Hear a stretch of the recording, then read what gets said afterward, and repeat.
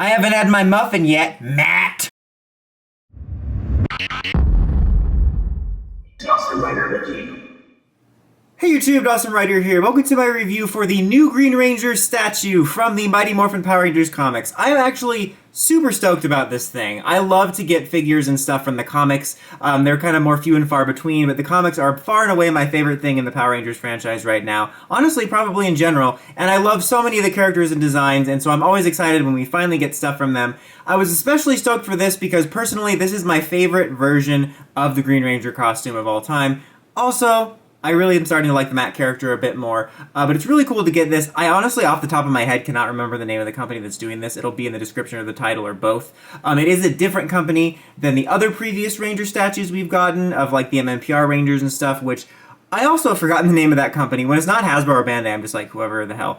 But I will do a quick comparison, just like size and stuff comparison to that. This will be a relatively short review, although I'm really making a meal out of it right now, just because there's not a lot to go over. Like, I'm not going to be like, oh, what did the Mobirates do with this? Like, there's no functionality, it doesn't articulate, it's just a statue. But I'll say, overall, guys, I really like it. I think it's a really good-looking statue with a lot of really great details. My only two complaints are the head does look a little bit squished. Like, it has this slightly squished style, like someone kind of just smushed it like this. However, I'm just going to chalk it up to being a little more stylized, as this figure is. It's not like it's like a totally weird stylized thing, totally. That was a weird way of putting that. I just said the word totally a lot, like the girl from Halloween. Totally. Anyway, my point is that it's not meant to be like overly stylized, but I'm just gonna like chalk up the slight misproportions to it being more based on a comic book panel than a physical suit. And then the morpher is a little basic. I don't know if his morpher is meant to be that basic in the cartoon or the comic, but it does look a little bit basic. I mean, the sculpting details are nice, but it looks a little bit more glossed over compared to the other details.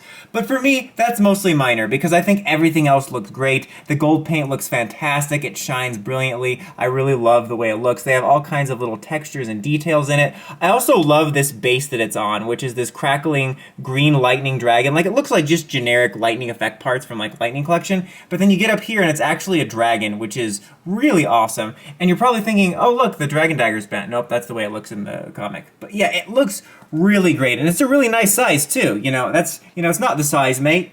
It's how you use it. But yeah, I love the way this thing looks, man. I'm so happy with it. And honestly, all things considered, it's a pretty reasonable price. I've seen it, I think some places around 60. I got it for 55 at Big Bad Toy Store. Not an ad. I mean, full disclosure, Big Bad Toy Store did send me this after I paid them. You can find it at like a couple dollars cheaper elsewhere, but honestly, $50 to $55 for a statue like this, of this quality, is actually pretty great, because I see a lot of these high-end collectible type things for comic book characters that can go for like almost $100 or more. And to be fair, some of those are an even higher quality, but like to get something like this for a fairly reasonable price is great. There was actually recently, I saw, it was like a Black Adam one, that was, I think it retailed for like 40, but it like was on clearance for like 22 bucks, and it looked honestly amazing for like $22. So it's really nice when you're able to get stuff like this for what I would consider honestly a reasonable price. 55 is a little bit-ish pricey, but again, in comparison to some other ones, it's a pretty good price. Now, just again, for a general comparison